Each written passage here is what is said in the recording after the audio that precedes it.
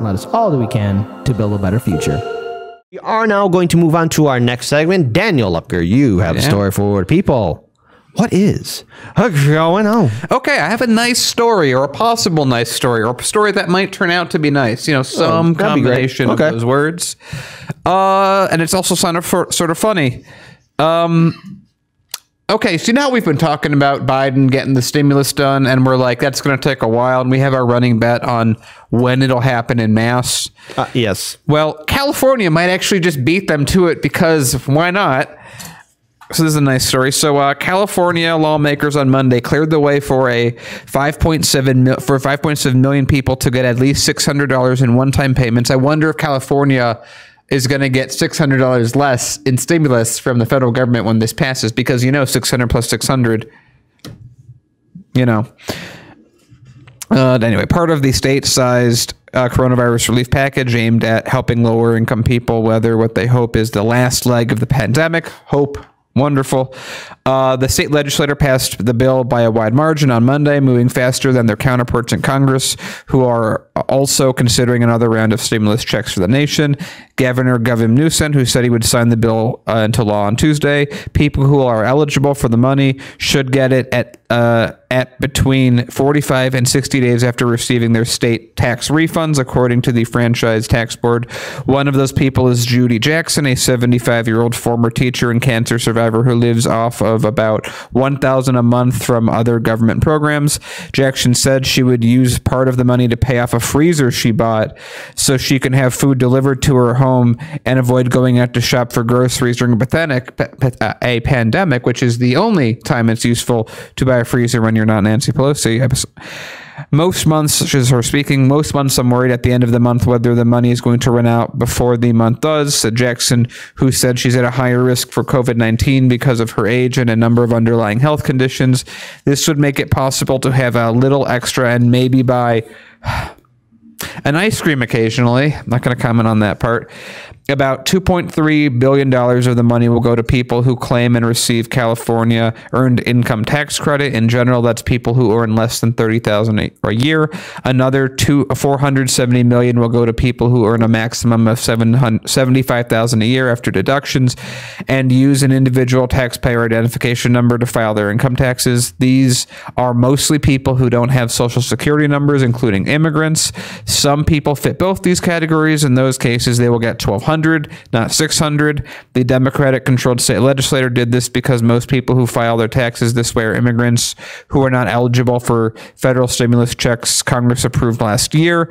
About $993 million will go to people who help from state programs targeting low-income families, the elderly, blind, and disabled. California has the money to do this in part because the state, the nation's most populous with nearly 40 million residents, has a lot of wealthy people who have been less impacted by the pandemic and continue to pay taxes.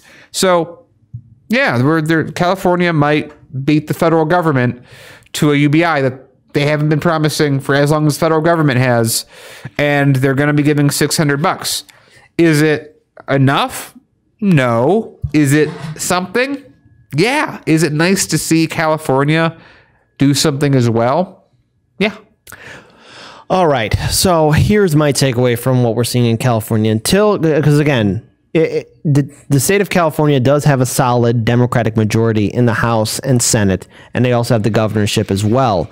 But our friends at the Convo Couch have said numerous times that California, even though it's a solid Democratic majority, they have screwed up time and time again at the state level. So I want to see this get fully implemented and whether or not it truly gets off the ground. If these are just words that they're saying, then it's words. But the thing is, universal basic income, when Andrew Yang and then carried on by Tulsi Gabbard, who these were the only two candidates that were talking about universal basic income, everyone was kind of like waving along like we didn't need it. Then comes along COVID-19, and it turns out universal basic income isn't a bad idea. And you want to know why? We've seen other countries do that. We've seen other countries get involved with universal basic income or have a temporary UBI, something of the sort.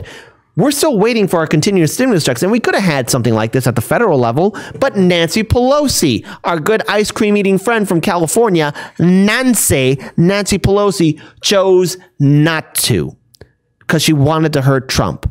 A stimulus check isn't something that's going to make somebody lazy. A stimulus check might save someone from being evicted from their home. A stimulus check might be able to help someone put food on the table. I know. Shocking in the richest country in the world. Maybe a stimulus check could also maybe buy medicine for their loved ones, prescription drugs, something like that, so a loved one isn't struggling or at risk of dying because they can't afford to buy their medicine. But yet we have this problem here in this country. Maybe a stimulus check could help somebody fix their car up, because one bad day, if they don't have emergency money to fix their car, oh no, they lose mobility.